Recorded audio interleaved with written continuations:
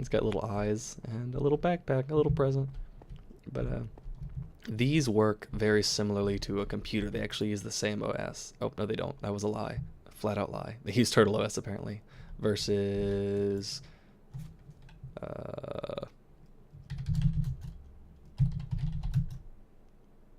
Craft OS. Okay, it's probably the same thing, but this probably just has built-in Turtle API. Let's see, I can run the same help program. Okay, now for turtles, the way they work is they use fuel. Where to start? There's a lot of things to know about turtles, and I'm trying to organize myself. Yeah, the best place to start would probably be with making the turtle do something. But if you put coal in his inventory, you can run you go into the Lua prompt, and this is where you're going to type your raw commands.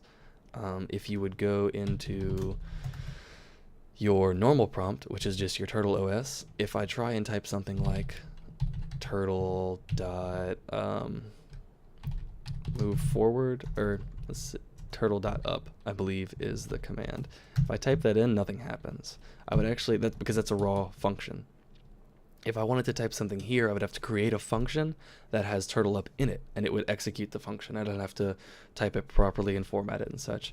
But if you go into the Lua prompt, you can just type the raw functions, and that's apparently not the function. Is it turtle? Ah, you know why that didn't work? Because of the first point I was going to make. If we check his fuel level, he has no fuel. So what we can do is we can select a slot in his inventory, and they're listed numerically, be it 1, 2, 3, 4, all the way to 16, going from left to right and top to bottom, just like you would read. So let's say his coal's over here. We're going to say turtle select slot 7, and boom, he selected slot 7. And then we're going to say turtle refuel. Look at that, he ate the coal, and now we can do a turtle get fuel level. Oops, this has to be capitalized. And he has 80 fuel. I don't remember the exact conversion of how fuel to operations works, but I know every block moved is 1 fuel lost. So if I go turtle dot up true, and you see, he moved up. Turtles can fly, which is awesome. So you can have them just zipping through the air, building things up there, whatever. But and if we do another fuel check, yep, 79. So we're gonna put him back down. Turtle down. Okay, and he's back on the ground now. One of the problems that people run into with turtles is if you put a stack of coal here, he'll start eating it. And if you break the turtle, you lose any of the fuel that was in him. And the way I learned to get around this is to give the turtle an ID. So if we check the ID, this is computer 1. What we're going to do is we're going to, I believe you can just set it, ID blah blah blah blah, ID left blah blah blah. I think it's called a label. Yeah. We want to label set, and we're going to call this guy Frank. There. Now the turtle's name is Frank. So if I do this, the computer is number 1 and the computer is labeled Frank. So if we go back to our Lua and we go turtle.getFuelLevel, oops, gotta capitalize. If anything's off, it just won't work. So turtle.getFuelLevel, you see he has 78 fuel. If I bust him open with a pick, there we go, and I put him back down, he remembers who he is, he's Frank, and if we go back into the Lua prompt and hit turtle.getFuelLevel again, oops, what did I type wrong? Oh, I capitalized turtle. You see that? It's really picky about how you type your commands. Turtle.getFuelLevel, 78. Boom. So now we can carry this guy around and move him around, do whatever we have to do. But the turtle in itself is really useful for doing all kinds of stuff, but you have to specify what the turtle can do by giving it tools. And the easiest way to do that, or the only way to do that, I believe, is to just build it. So you see, he's Frank the turtle. But to do that, we're going to need a diamond pick, because we want this guy to be a mining turtle. do this. I hope he stays Frank. Yep, he will. Boom. Now we have Frank the mining turtle. Another thing we're going to do right now is make a wireless modem, and that's made with a bunch of stone and a redstone torch, which I'll need some more stone. So let's cook that up. Let's just go ahead and cook a bunch. Got some coal. Let's put some more in there. Told you guys we'd be going through a lot of coal. Is this still going? And it made ferrous dust. Let's put some more iron in there. Actually, let's put some copper. Let's mix it up. This is full now, and it should start draining. Yeah, it should be able to drain it faster than it produces it. Yeah, so this is gonna pulverize all that copper, and I'm gonna put this iron dust up. But as I was saying, for the wireless modems, what that allows you to do is you can't give commands to a turtle from the computer unless he's next to the computer right here. So I actually don't think you can give commands to them at all from a computer unless they have a wireless modem attached. So we're going to go ahead and build a wireless modem. We'll need one for the turtle and one for the computer. So let's go ahead and do that. Wireless modem. Need my stone. There we go. And I'll need 2 redstone torches.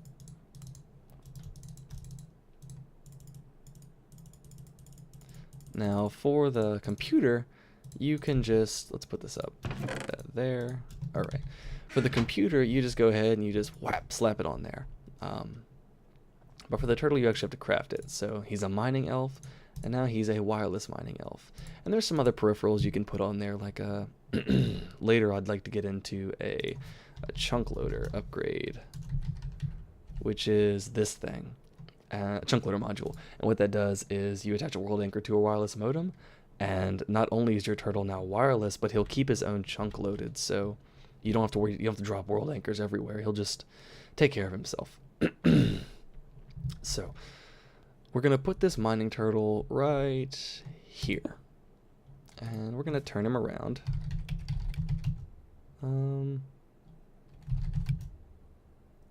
Turn left 2. Okay, so if you noticed, if you were paying attention, I wasn't in the Lua prompt. And the reason I didn't have to use the Lua prompt for that command is because they've already programmed those commands in here. You see here, turn. All these different commands are already programmed. We're going to make our own commands for stuff later on, but usually you can just get by using the tunnel command and the excavate command. And I'd like to, by the end of this episode, be able to tell this little guy to make us some more room over here. Just kind of clean this out. So I'm going to start working on that, work on writing a program. But first, we have to be able to get this little guy to talk to that little guy. And that's why I built these wireless modems. But first, you have to turn them on. And I believe the way to do that is to go into the Lua. And it is, I believe the command is rednet.open. I want to say that is his right side. Hey, look at that. It worked. Okay, cool. The red means it's on. Rednet being their fancy name for wireless redstone. And if I do the same thing here, if I go rednet, actually I may have to go into a Lua prompt as well. Lua, go into rednet.open. So I think this is the left side. Awesome. Now both of these guys are wireless. Let's go into simple programming. I'm going to move this guy over here. This should stay on because his ID is registered right now for the rednet on the right to be open. So we're going to move this guy. And we're going to bring him down here into the cave. We'll get worried about the wireless things later. That's a little more complex, and you have to set up message variables and stuff like that. So what we want is we're going to build some simple commands for him to tear down this wall. And when you're making these commands, you have to worry about things like, okay, it seems really simple. I'll just tell him to break this block and go forward, and then break this block and go up, break this block and go up, and we'll just go about that. And then he'll turn and break this block. Well, when he breaks this block, gravel from, or let's say he broke this block. When he breaks this block, the gravel is going to fall down and there's going to be another block there. So he would have to dig twice. So the way you compensate for things like that is you set up conditions using if statements. So you would say, instead of saying, dig this block and go forward, you would say, see if there's a block here. If there's a block there, dig it. Wait a second. Check. Is there another block there? No? Okay, go ahead and move forward. And these are the kinds of things you have to cover with if statements. While I've never written a lot of these myself, I have talked to people who have, and I have friends that do coding, and I've had the general concept explained to me. So first things first, we're going to make a little program. We're going to make a program called test. So now we're in the code editing area. I guess you could call it a prompt. We're in the program called test. And what we want test to do is we want test to first detect if there is a block. I don't remember the command for that, so I'm going to have to go check it. So if you press control, we'll save test just to say we did. And we're going to go help turtle. Here you can see all the turtle commands, and what I'm looking for is the detect function.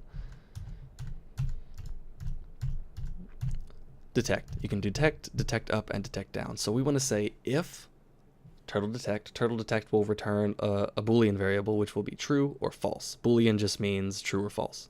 Anything that'll return a true or false, the true or false part of that is a Boolean. So we're going to go if turtle detect equal true, then do something. If turtle detect equal false, do something else. So that'll be lined up as if turtle detect equal true, then statement, else statement. So I'm going to type that out for you. Hope I can remember this. Turtle.detect, blah, blah, blah. Okay. Oh, it's on the computer. Okay, let's do. Okay. So we're going to go to edit test, and we're going to say if turtle.detect is equal true, then we want it to turtle.dig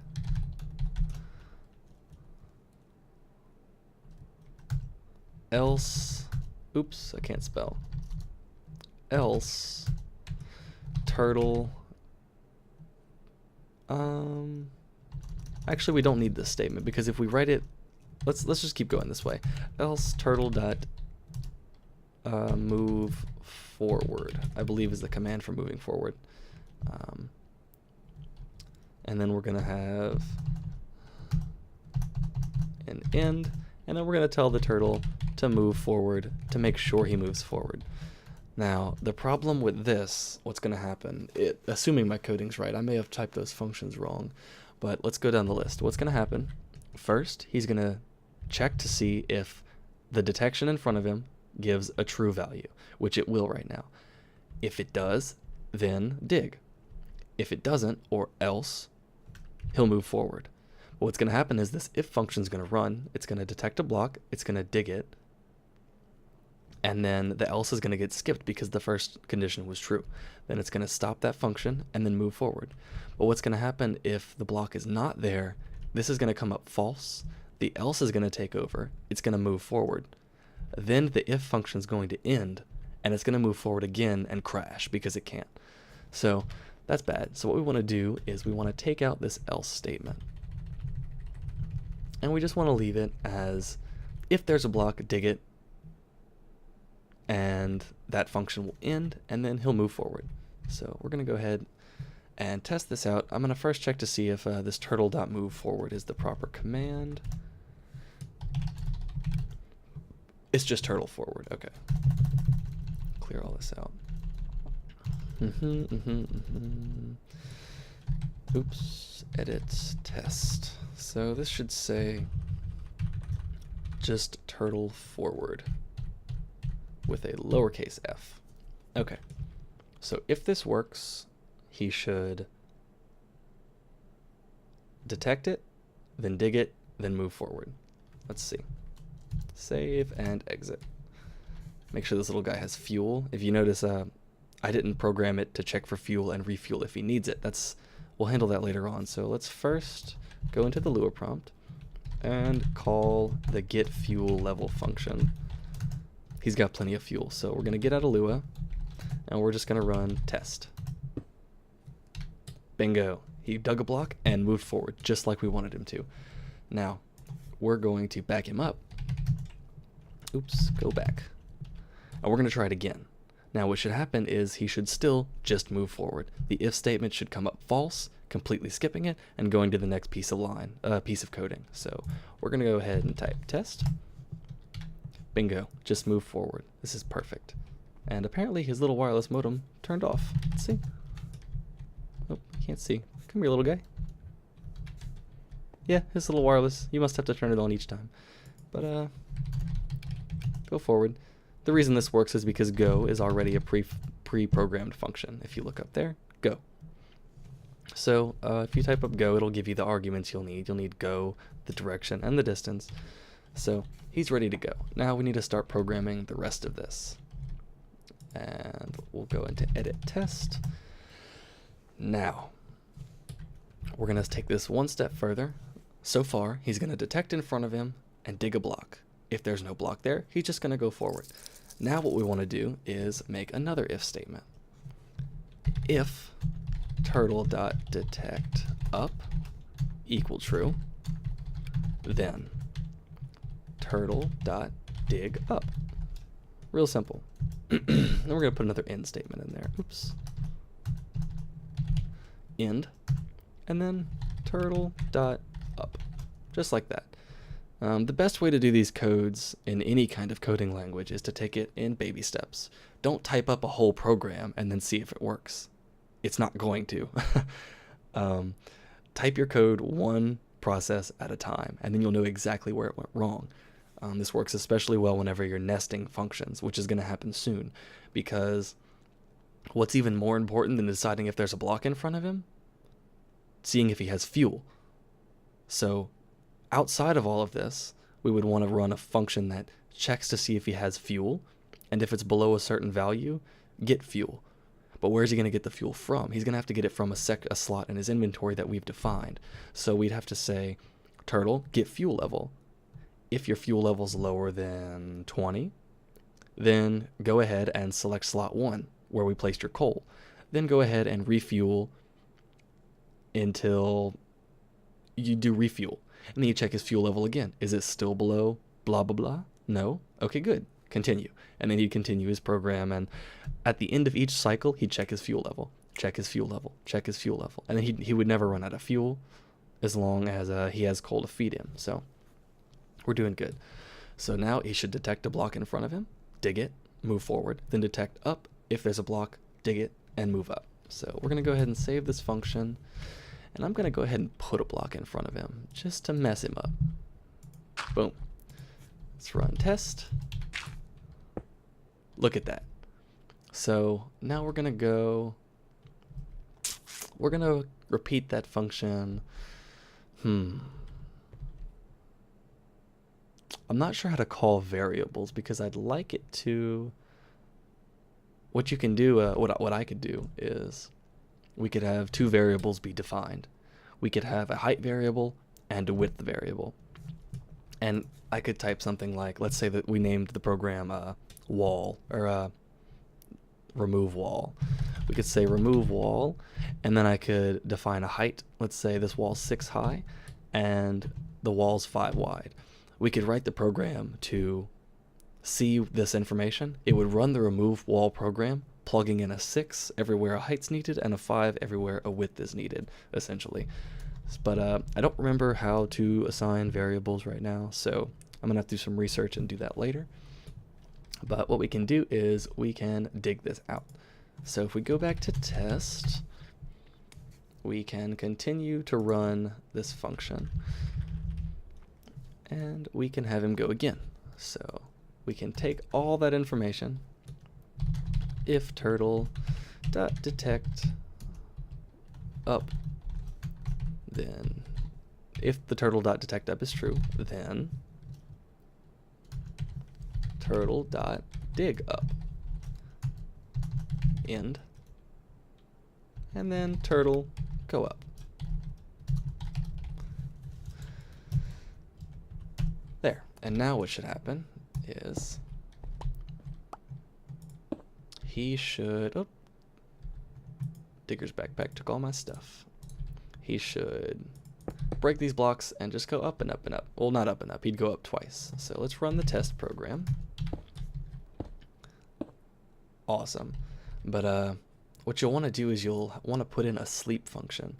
Like, let's watch. It won't be so important when he's going up because the blocks don't stop when they're falling down.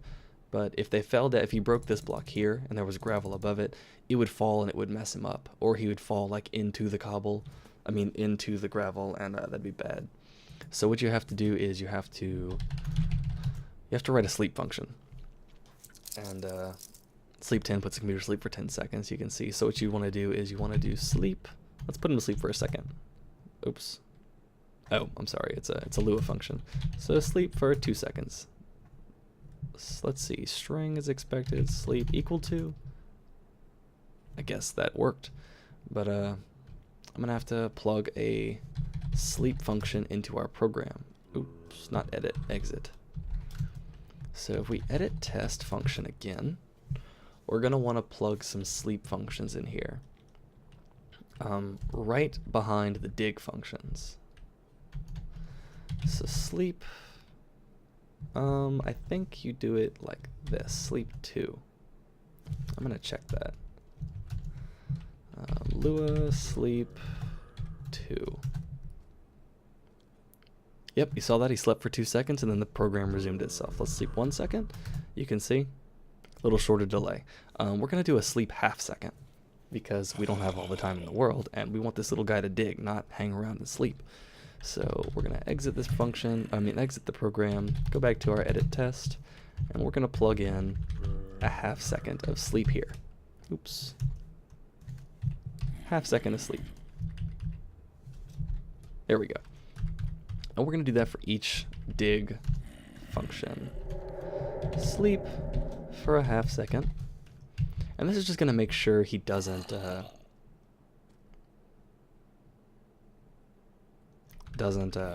mess anything up. Now, what I actually I just thought of something. This won't work. Because what's going to happen, this is an if statement, not a loop. It's going to run once. So what we would have to do is we would have to run a while loop and get it to continue to check, and it would run the loop until the value proved false. So I would write it as while turtle detect up equal true, then do this. So what that would give us, what benefit that would bring, is it would say while the detect up is true, do this, and the this would be dig up and then sleep for a half second. And then it would run it again and check the turtle.detect up again. And then if we had sleep, if you don't set anything for the false, or if you don't set an else, then it just ends the loop. So what that would do is it would detect up, dig, sleep. Run the loop again. Is there still a block there? There is. Dig it, go to sleep. Do it again. Is there still a block there? No? Okay. Proceed with the function, and the next function is turtle up. So that's how that would work. So I'm going to go ahead and write that instead.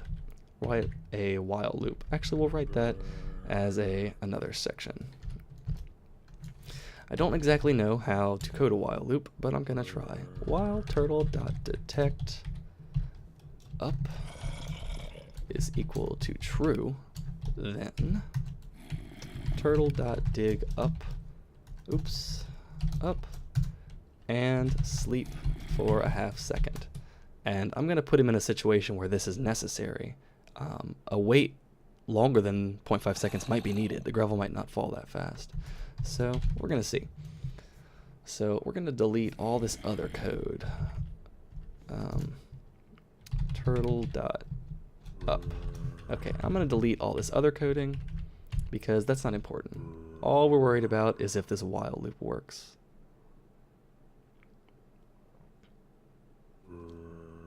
Okay, now the only thing this function does is it puts him in a loop where it will check to see if there's a block on top of him. If there is, he'll dig it and sleep for a half second, and then he'll check again. And he'll continue to do this until the turtle.detect up proves false, in which case the loop will end and he'll move on to the next line of code, which is to move up. So we're going to break him. Actually, we're going to save our code first, and then we're going to break him, and I'm going to go get some gravel to put on top of this little guy.